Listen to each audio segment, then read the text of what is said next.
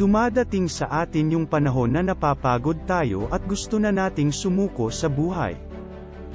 Minsan nga, yung pangarap natin, ayaw na nating abutin.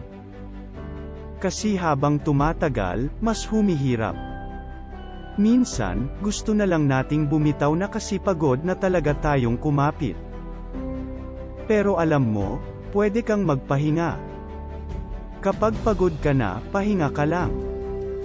Pero wag mong sukuan yung pangarap mo. Pangarap mo yan. Walang ibang aabot niyan para sa iyo kundi ikaw lang. Malay mo, malapit ka na palang magtagumpay. Baka ilang hakbang na lang, ilang araw, ilang linggo, nariyan na yung tagumpay na inaasam mo. Pahinga ka lang muna, tapos tuloy ang laban.